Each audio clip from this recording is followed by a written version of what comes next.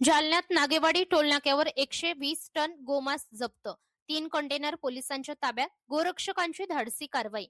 जालना जिल्ह्यातील नागेवाडी टोलनाक्याजवळ पहाटेच्या सुमारास मोठी कारवाई करण्यात आली आहे.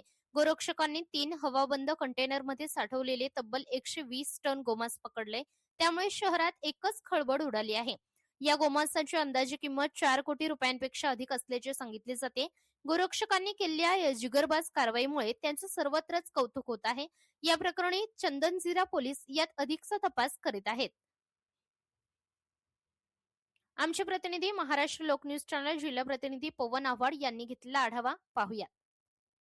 रात्री अंदाजे सकाळी 4 वाजे सुमारास सकाळी गोरक्षकांनी आमच्या चंदनझिरा पोलीस स्टेशनच्या कर्मचाऱ्यांनी माहिती मिळाल्यावरून 3 कंटेनर मांस असले 3 कंटेनर पकडले आहे आणि अशी माहिती मिळाली होती. त्यामध्ये गोमांस आहे.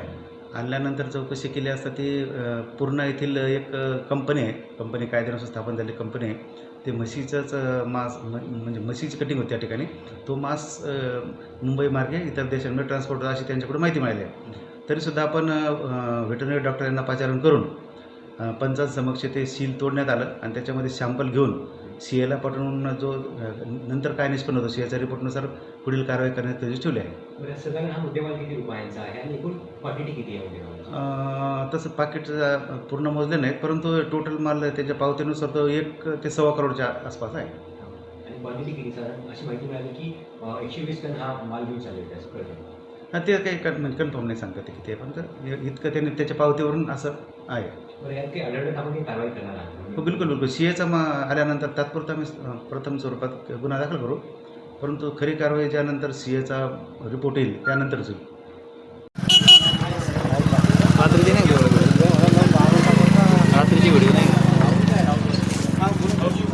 रात्री काय झालं? पकडल्याचे नाही, आज सकाळी पकडलं.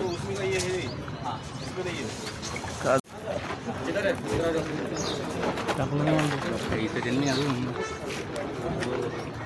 त्याला वर घेऊन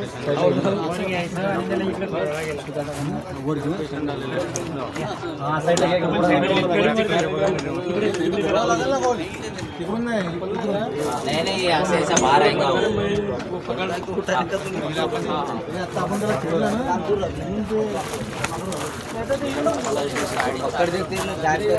पकड